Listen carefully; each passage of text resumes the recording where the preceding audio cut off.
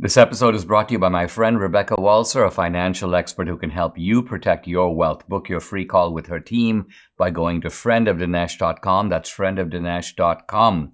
Coming up, the DOJ has filed a major anti-monopoly lawsuit against Google, and I think that's going to produce good things.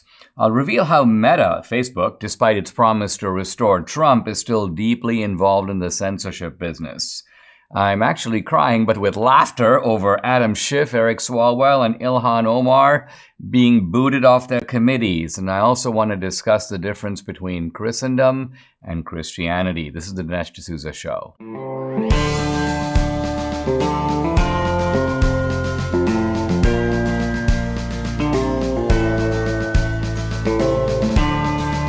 America needs this voice. The times are crazy.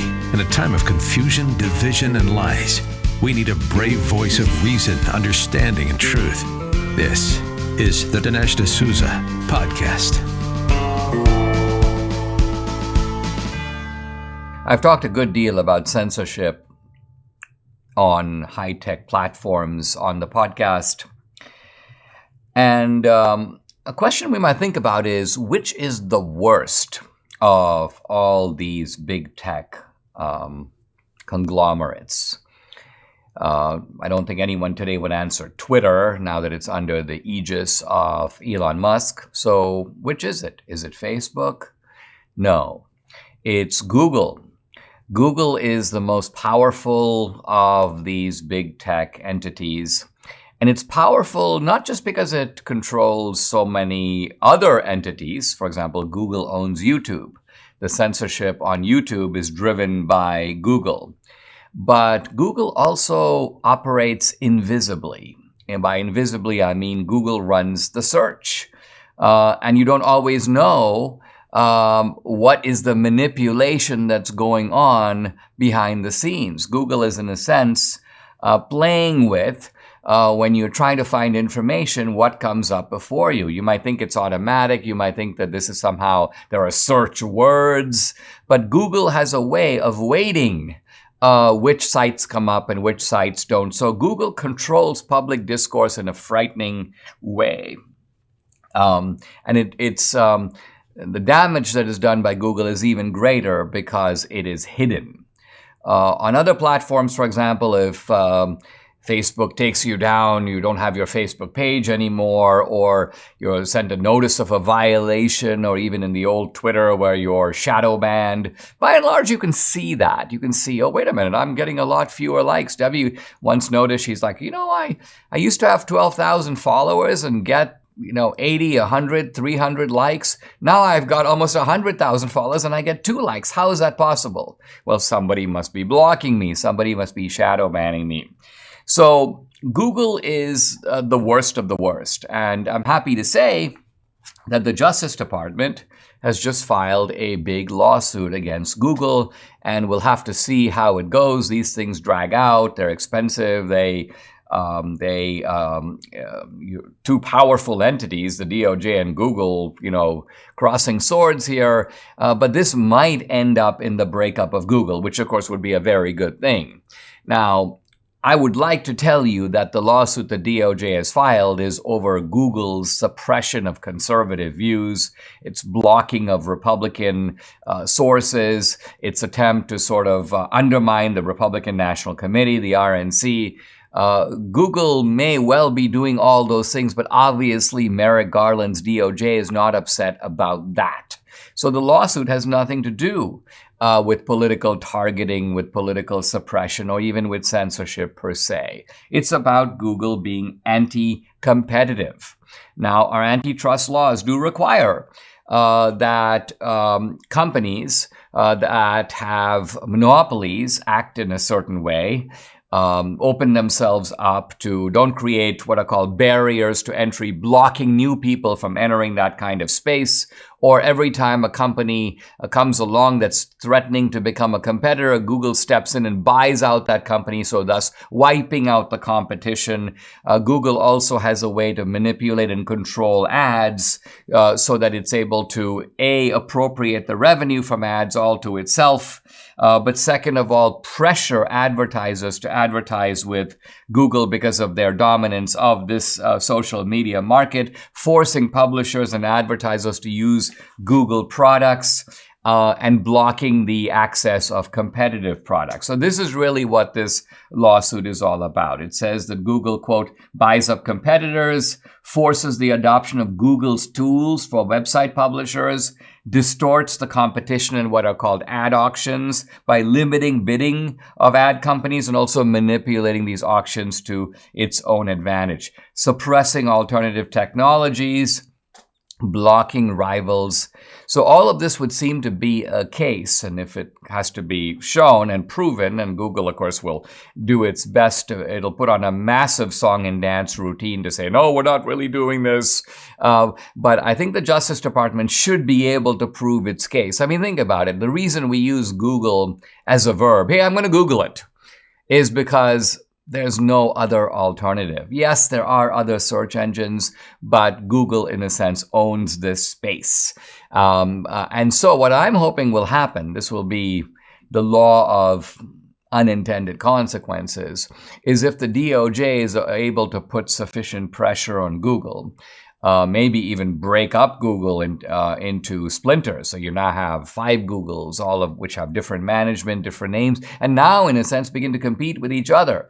The reason that would be a good outcome is I think that would have benefits for the political openness debate. It's much more difficult for 5 Googles to systematically censor you than for 1 Google, which owns the space, to do it. 1 Google, in a sense, has immunity. Think about it. There's no penalty for them if a lot of conservatives who have huge channels are somehow blocked on YouTube. What does Google care? They have nowhere really else to go. Now, there might be other platforms like Rumble, which are coming up, but they're still a long way from YouTube, and Google dominates the search engine business. They, in a sense, have it all to themselves. So what I'm hoping is that you have an anti-competitive an anti-competitive lawsuit against Google that has a good outcome, the breakup of Google, but that has ancillary benefits, and the ancillary benefits is that we all are able to speak a little more freely, and we're not going to have our searches blocked by a single tyrannical regime at Google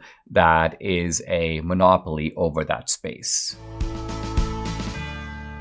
Mike Lindell is running a sale on his Giza Dream bed sheets. They're now as low as $29.99. Mike promises the first night you sleep in these sheets, you're never going to want to sleep on anything else. Now, the Giza Dream bed sheets are made with the world's best cotton called Giza. The long staple cotton makes the sheets ultra soft and breathable. The sateen weave gives them a luxurious finish. They're available in multiple colors, styles, and sizes.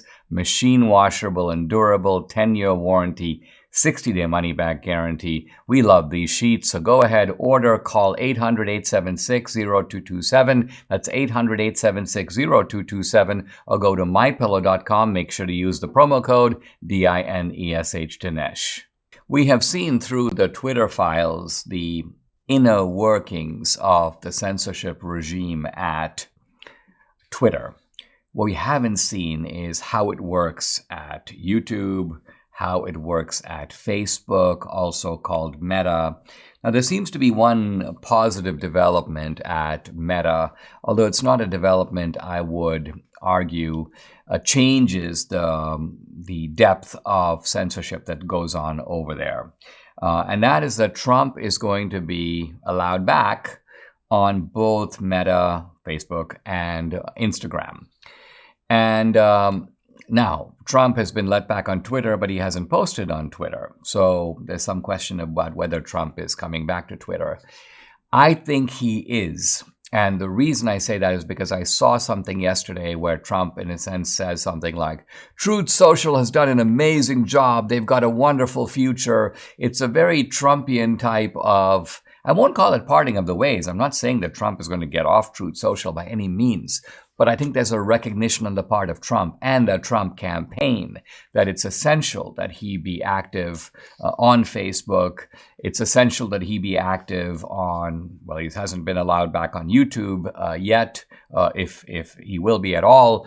But he would have now both Twitter and Facebook and Instagram. And let's remember, I did the math at one point, but if you just add up those platforms, you're talking about something like 100 million plus people, I don't think it makes any sense to run for president and, in a sense, cut yourself off from these platforms if they're open to you. Now, back to Meta. The lawsuit that is being filed by a couple of Republican states against these social media platforms has been yielding some kind of fascinating information. We can't call them the Twitter files. I guess we could call them the Facebook files. And the Facebook files are not really an inside look in the way that the Twitter files are. But what they are is Facebook is forced to reveal information. And some of this is now getting out. And what we see, for example, is that Facebook has been operating closely tied with the CDC. Now, what I'm about to tell you isn't really new. You suspected it. It's just that now you kind of know it. So here, for example, it turns out Facebook has been submitting to the CDC a wide range of claims that appear on Facebook and asking the CDC, basically, is this right? Is this right? Should we ban this or shouldn't we? So the CDC is exercising direct authority over Facebook because Facebook is treating the CDC as the singular authority on these subjects. And so you've got all kinds of statements. For example, COVID-19 has a 99.96 survival rate. And the CDC gets to say, yes or no. And so if the CDC says no, Facebook starts basically restricting and banning people who say that. Or COVID-19 vaccines cause Alzheimer's. Or there are other side effects. It's not safe for women on their period to take the COVID-19 vaccine. I'm not really debating the accuracy of any particular assertion. I'm just saying that there is a long list of these claims and the CDC. So we're seeing direct government involvement and also final authority on what is happening in terms of censorship. Now, we're not talking just about factual claims. Claims vetted by the CD included whether, quote, COVID-19 is man-made. Now, there's a huge debate that's going on about that. It's a legitimate, open question, but the CDC tells Facebook that, quote, it's theoretically possible but extremely unlikely. What? Unlikely based on what? Certainly the natural source of COVID-19 has not been located. So Facebook the CDC has no basis. Nor is the CDC conducting any direct investigation. The World Health Organization at one point had some people in Wuhan looking for the source of the virus, but the CDC has nothing like that. And so the CDC is rigging the debate over the origins of COVID by declaring people who claim that COVID is somehow man-made as being somehow advancing an extremely dubious and unlikely thesis.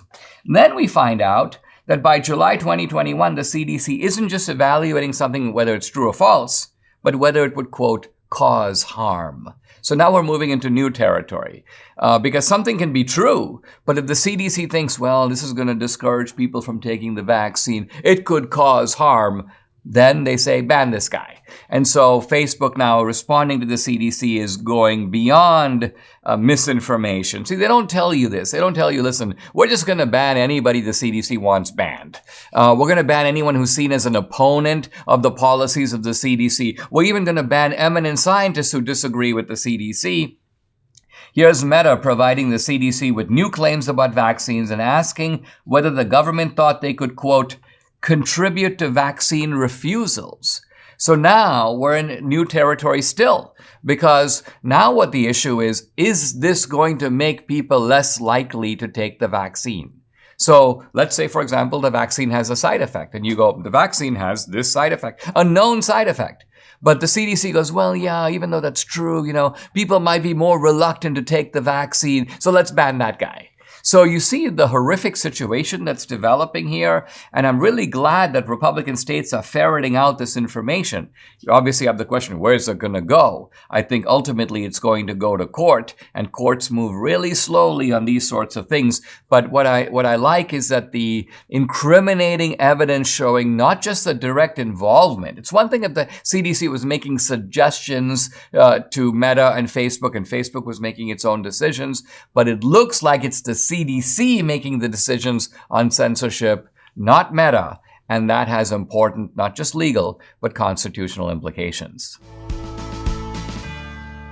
Thanks to your support, Patriot Mobile has emerged as one of the leaders in the parallel economy, and they have big news. Patriot Mobile now offers service with all three major networks. This means if you're with the big three and like the service but hate their values, you can access them with Patriot Mobile. They also offer a performance guarantee. If you're not happy with your coverage, you can switch between the three major carriers for free. Patriot Mobile is America's only Christian conservative wireless provider. It offers nationwide coverage on the best 4G and 5G networks, so you get the same great service while supporting a company that fights to preserve our God-given rights and freedoms. This new year, resolve to stop supporting companies that don't align with your values. Patriot Mobile's 100% US-based customer service team makes switching easy. Just go to patriotmobile.com/Dinesh or call them at 878-PATRIOT. Get free activation today with the offer code Dinesh. That's patriotmobile.com/Dinesh or call 878-PATRIOT. There's a very interesting account on Twitter that is oddly named Name Redacted. So obviously this is a guy who wants to be anonymous, but he seems to be, if it's a he, a very well-informed guy, because he did a Twitter thread recently, which I saw, and as I scrolled through it, it is name after name after name after name of deep state operative, someone who worked in the national security apparatus or the CIA or the FBI, and now they work in the censorship apparatus of Meta, Facebook, or Google, or Twitter. So in other words, what Name Redacted is getting at in what turned out to be a 30-part post, so a thread that went for 30 postings, he was saying, look, we think of the deep state, the FBI, the CIA, as interfering in the operations of these social media platforms. He goes, no. What you really have is that a large procession of people have moved from the deep state to these social media platforms, and they are running things over there. So the deep state is now in the digital platforms. And again, this guy seemed to really have chapter and verse on this, so I shared his post. And now I see that the journalist John Solomon has picked up on it in a very interesting article in Just the News.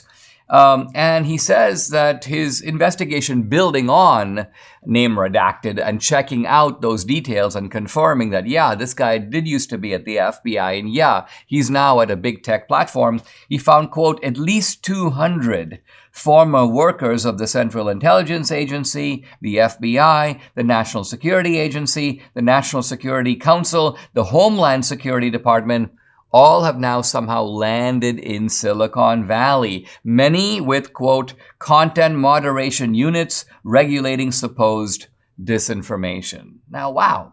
I mean, think about it. These guys have been trained at taxpayer expense, in many cases, to go after foreign adversaries, to go after Islamic terrorists, to go after other types of terrorists around the world, to get information on the Chinese military, or even domestically, to go after criminal networks and crime syndicates, the mafia.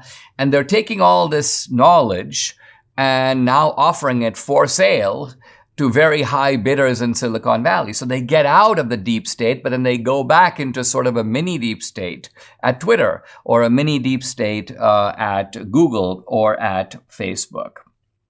Let's look at a couple of examples. Here's Aaron Berman. He spent a decade and a half as a CIA analyst before joining Facebook's parent Meta as, quote, product policy manager for disinformation.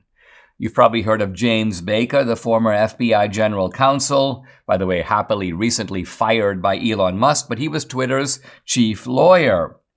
And this is what John Solomon kind of amusingly calls it, the spooks to Silicon Valley pipeline. And he goes, it's not just a typical FBI crime-fighting operative. He goes, there are all these sort of people who ran psychological operations or psyops in the deep state. Again, this was all aimed initially at foreign enemies. And now what are they doing? They are on big tech platforms turning Americans into enemies, turning Americans into sort of domestic political opponents, and of course promoting not just a deep state, but a left-wing ideological agenda.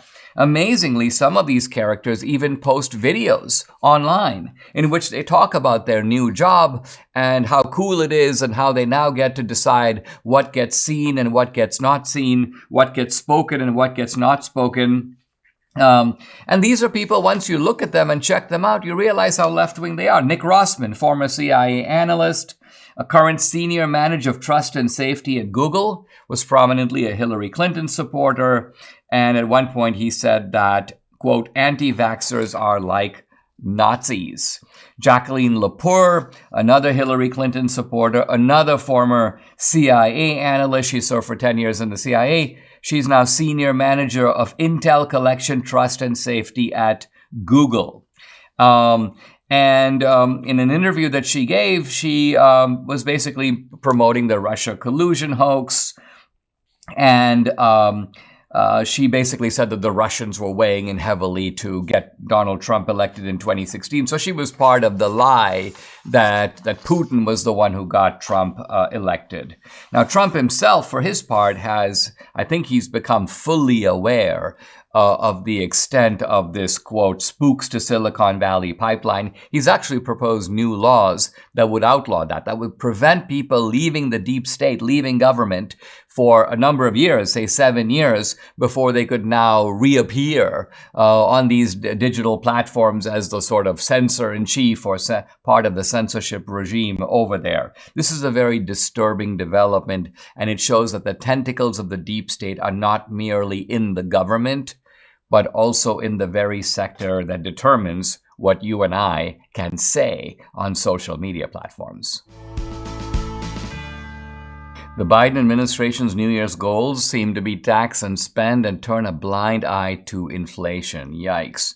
Well, when you finally had enough of the games that the government is playing with your savings and retirement, you need to diversify into gold with Birch Gold. That's why Debbie and I own gold. We like protecting the value of our savings. Now, for over 5,000 years, gold has withstood inflation, geopolitical turmoil, and stock market crashes. And here's the great news. You can still get it. In fact, you can own gold and silver in a tax-sheltered retirement account. Birch Gold makes it easy to convert an IRA or 401k into an IRA in precious metals. Here's how you go about it. Text Dinesh to 989898. Claim your free information kit on gold. Then talk to one of their precious metals specialists. With an A-plus rating with the Better Business Bureau, thousands of happy customers, countless 5-star reviews, Birch Gold is who I trust to protect my future and also yours. Text Dinesh to 989898 to get started today.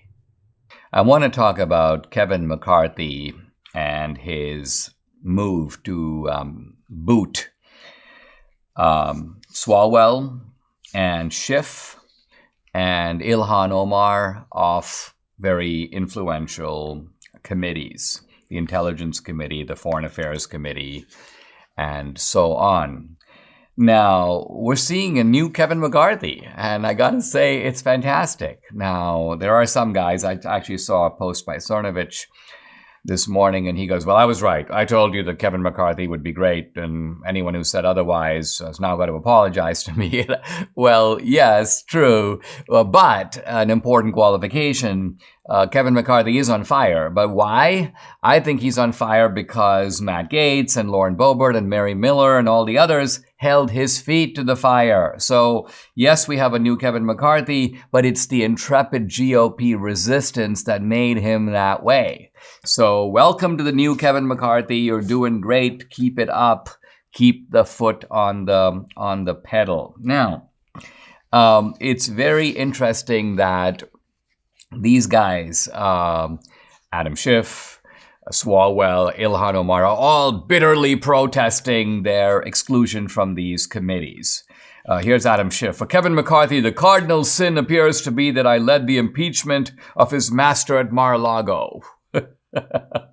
Swalwell is like, here's a Washington Post article that shows that that gives a lot of Pinocchios to the idea that I'm a traitor and that I sold out secrets to China. This is really not true. I deserve to be on my committee. And Ilhan Omar, I've served with distinction on my committee. It's meant a lot to me as a Somalian refugee to be on a foreign affairs committee, blah, blah, blah. So all these people are claiming that Kevin McCarthy doesn't have a good reason for kicking them off their committees. Now, in fact, we can argue about this. I think that there are more than good reasons to boot all these guys off. Here's one that comes from Glenn Greenwald. Quote, listing all of Adam Schiff's major lies would require a book, for sure. He goes, but there's no disputing one fact. Before the 2020 election, he abused his authority as chair of the House Intel to endorse a knowing lie that the Biden laptop was, quote, Russian disinformation. That alone justifies his removal. Now, this is a sound argument. One could make sound arguments about Ilhan Omar and whether she's a security threat. And of course, and if you read all these threads to her comments, they talk about, oh, well, you married your brother, and Swalwell, yes, you did. Here's a picture of the girl that you were, the Chinese spy.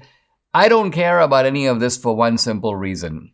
I don't think that we need a reason to boot these guys off their committees. In fact, no reason is needed and no reason should be given. Kevin McCarthy's real justification for booting the Democrats off their committees is as a tit for tat for Democrats. Remember, Democrats invented this practice. Before Nancy Pelosi, it was considered customary, in fact, part of the kind of rules of the game, that if you have the majority, you have most of the people of all the committees from your party, and you get obviously to name your own team. But you allow the minority leader to name his or her own team. Except Nancy Pelosi decided, no, I'm going to set up a January 6th committee and throw the Republicans that I don't like off the committee. And I'm going to deny Marjorie Taylor Greene and Paul Gosar, even though Kevin McCarthy wants to put them on a certain committee, I'm going to take them off because I have the power to do it. So that was Nancy Pelosi's justification.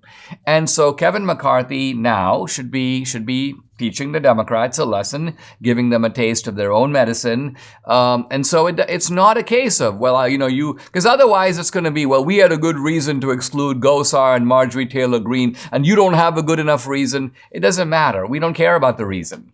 What we care about is that you abused your power, Nancy Pelosi. You invented the practice of throwing members of the opposition off their committee. We need to teach you a lesson. If you want to restore civility, then this practice has got to stop. And you who started it, you the Democrats who started this practice, by the way, a practice that was supported at the time by Schiff and Swalwell and Ilhan Omar. They were all for throwing these people off their committees. And I say now they're belly aching because the very same thing has happened to them. Debbie and I started taking Relief Factor a couple of years ago, and the difference we've seen in our joints, nothing short of amazing. Aches and pains are gone thanks to this 100% drug-free solution called Relief Factor. Now, Relief Factor supports your body's fight against inflammation. That's the source of aches and pains. The vast majority of people who try Relief Factor love it. They order more because it works for them. Debbie's a true believer. She's finally able to do the exercises that she wasn't able to do before. It's been a real game changer for her aunt, other members of our family, and for many other people. You too can benefit. Try it for yourself. Order the 3-week quick start for the discounted price of just $19.95. Go to relieffactor.com or call 833-690-7246 to find out more about this offer. That number again, 833-690-7246, or go to relieffactor.com. Feel the difference. The left these days, the Democratic left, loves to use the term democracy.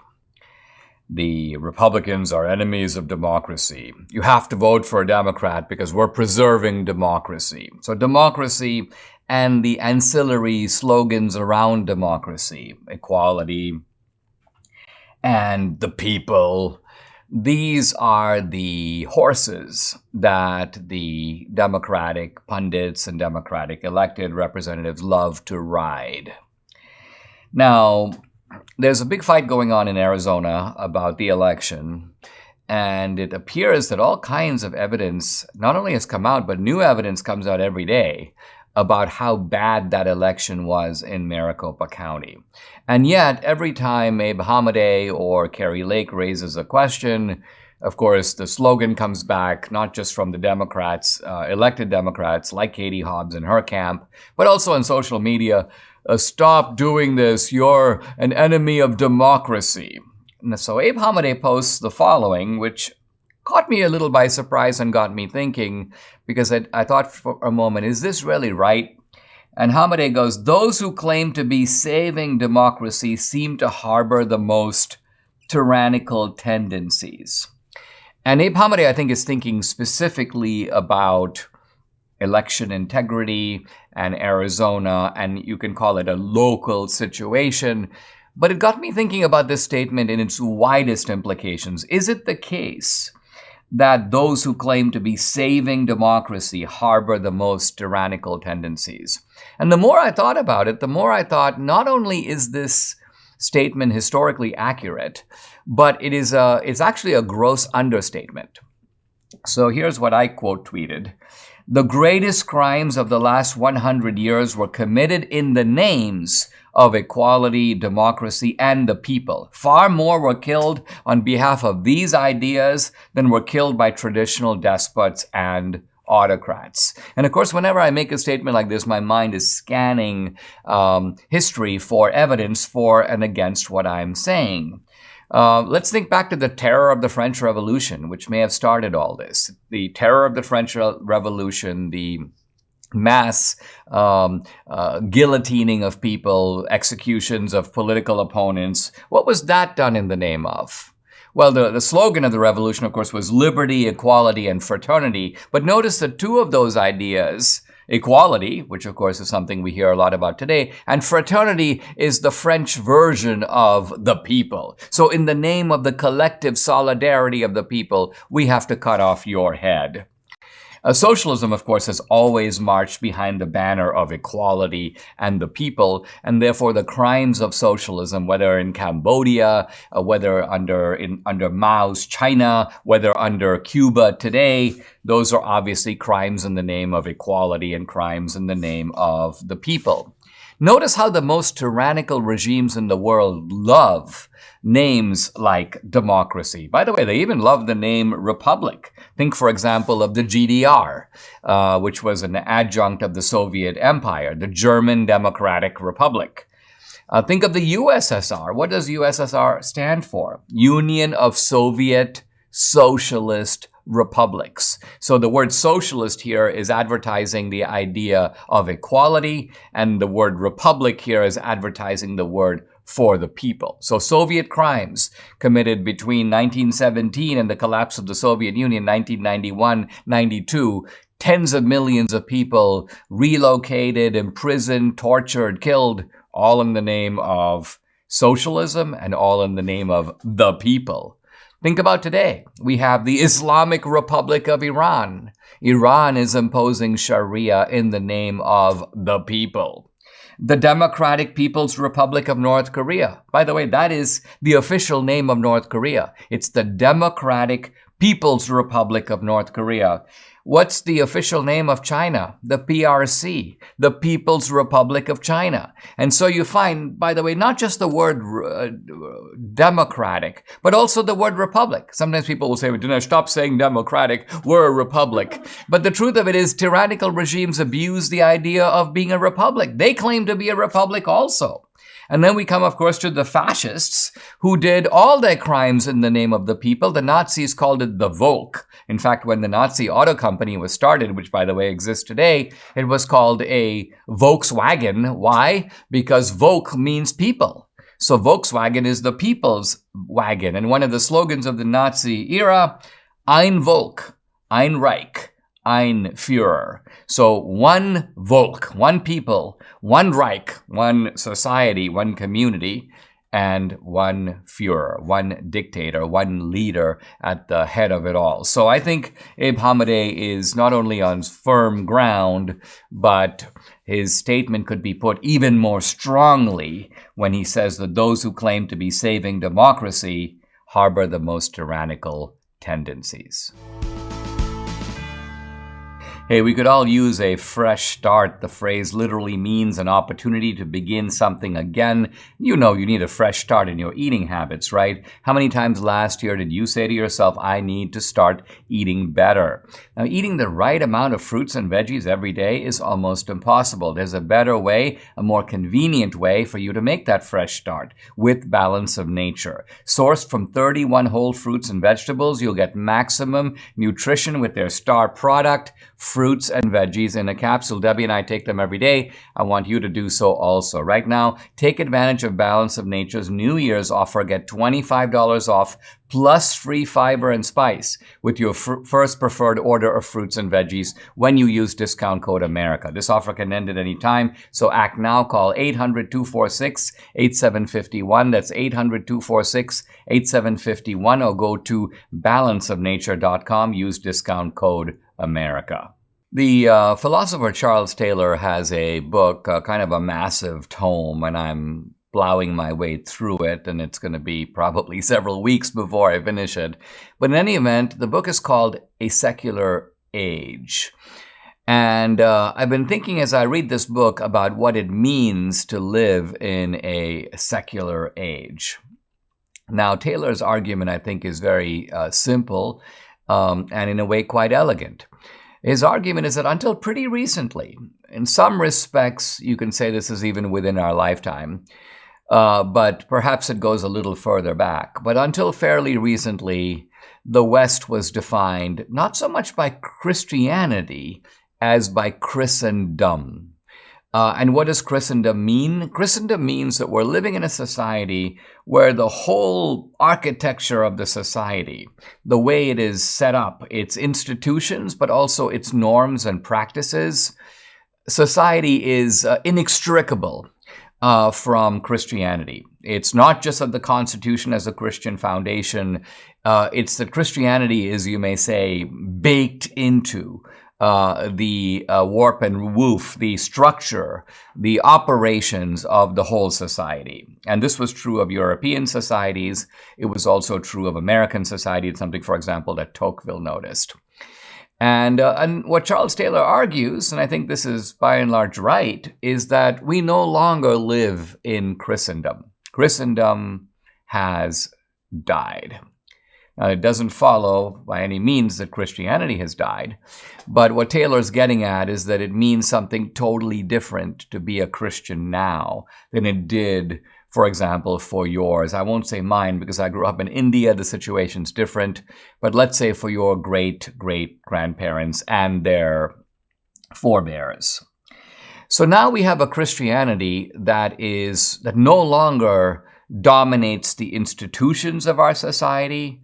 On the contrary, some of us would point out that some institutions, powerful institutions of society, appear to be anti-Christian, certainly removed from Christian foundations, don't accept Christian premises. Christian premises are no longer taken for granted.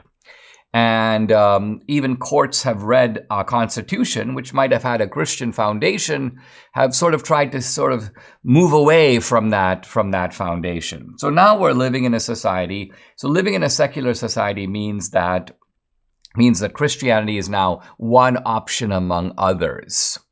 People can see alternative ways of life. And see those ways of life not only as worthwhile, as contributing to human flourishing, but also as moral. In other words, they're embracing an idea of morality that seems detached from perhaps its original Christian foundation. Now, Taylor's point is that this has happened.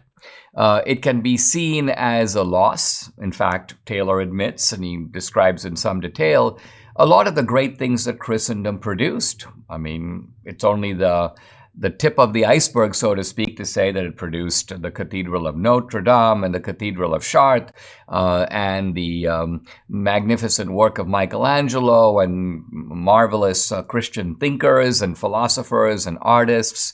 So that was the great manifestation of Christendom. And it's not surprising that some people will say, in effect, I would rather live in the 18th century or the 14th century or even the 5th century. In other words, I would rather live in an age where Christianity consumed and dominated the whole society, in which it was almost unimaginable to live outside of it. Taylor's point is, however, that we can think that way. We can be nostalgic for an earlier Christendom, but we have to live in the world that we live in.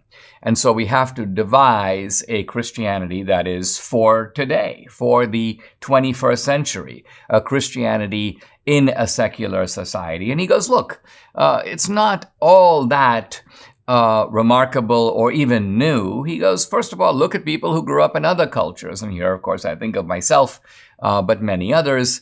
Even in Venezuela, where Debbie grew up, yes, you have Christianity, but you also have other options, different forms of Christianity, people who are lapsed Christians, and then, of course, people living in the Amazon rainforest who have a completely different cosmology and a different worldview. In India, where I grew up, Hindus are the majority, Muslims number two, the Sikhs, the Jains, the Buddhists, so many other types of ways of being religious, or in some cases not religious. And so Christianity has to sort of make its way in this broader, pluralistic, and to some degree even unfamiliar and alien territory.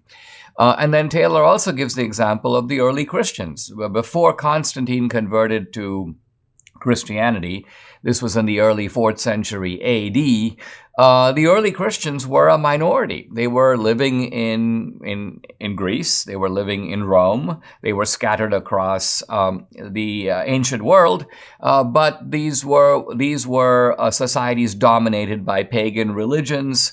The Greek and Roman religions were fairly similar with different names. But of course, Christians were in no way the dominant society. And so Taylor's point is that, look, we shouldn't be too depressed over the way things are now. We've been here before. Christianity actually found a way not only to survive, but to thrive in pluralistic societies, and there's no reason to believe it can't do so now. I'm discussing a chapter in my book, What's So Great About Christianity, that's called God and the Astronomers. And we've been talking about the Big Bang, how it came about, but also how it was discovered, and what the implications are. The implications specifically for the notion of a created universe that was produced, brought into existence by an omniscient and all-powerful creator. Now, interestingly, Robert Jastrow, who was a professor of mine at Dartmouth, also head of the Mount Wilson Laboratory, wrote a book called God and the Astronomers. That's where I got the title for this chapter.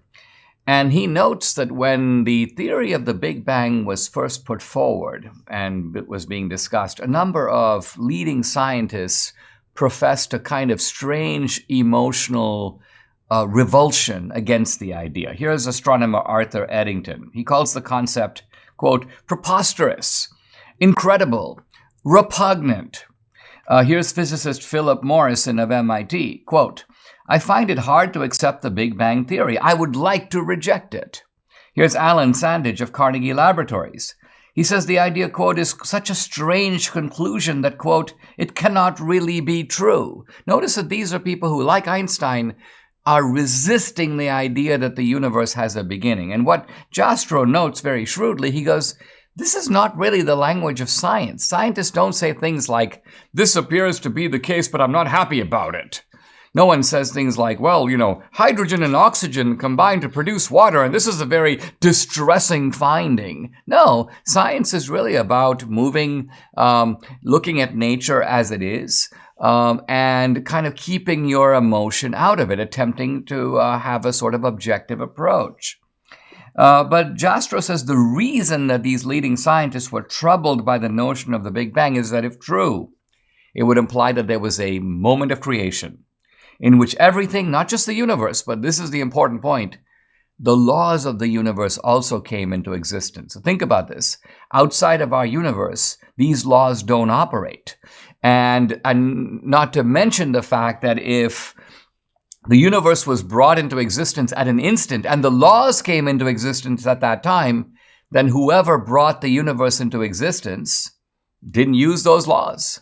They weren't operating themselves or itself or himself according to any laws of nature.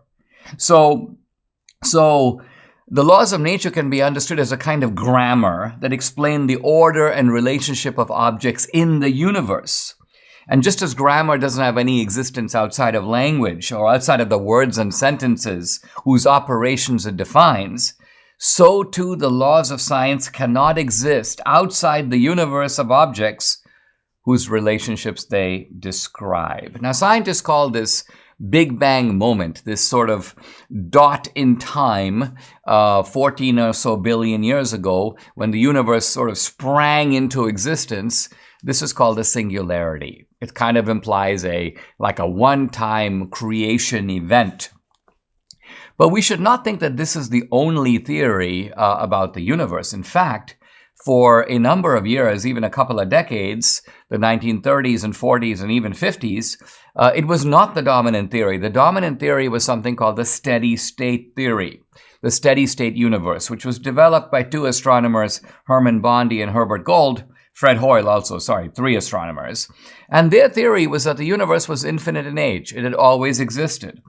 And they argued that even though the universe was expanding and energy was burning up in the universe, they argued that somehow new energy was simultaneously a new matter being created. And so there was new energy and matter being created to balance out the energy and matter that was, according to the second law of thermodynamics, kind of burning down. And interestingly, as late as 1959, this theory, the theory of the steady state universe, commanded the support of 2/3 of astronomers and physicists. Now, in a way, the steady-state universe, this idea the universe has always existed, was nothing more than a kind of modern modification of an idea that went back to the ancient Greeks. The ancient Greeks, for the most part, believed that the universe was eternal. Why? Their view was, listen, in fact, this is a kind of a famous Greek phrase, ex nihilo nihil, out of nothing comes nothing. And therefore, if you had nothing, you couldn't get a universe out of it because nothing comes out of nothing. So the idea was the universe must have always been there. It couldn't have arisen, quote, out of thin air, so to speak. And so these astronomers who advocated the steady state universe, these people like Bondi and Gold and Hoyle, thought that they were doing nothing more than building on the ancient Greeks and also taking the ideas of Galileo and Newton, the idea that, look, we got a lawful universe, it operates according to like a clock, but they were arguing that this is not a clock that somebody made, this is a clock that's always existed, and this is a clock that functions, you may say, autonomously or on its own. So the implications of this steady state theory were largely atheistic, because after all, if the universe is always existed, well, then obviously no one created it. And so the steady state theory, as Jastrow puts it, had the virtue in the minds of many scientists of dispensing or getting rid of the God hypothesis. Subscribe to the Dinesh D'Souza podcast on Apple, Google, and Spotify, or watch on Rumble, YouTube, and SalemNow.com.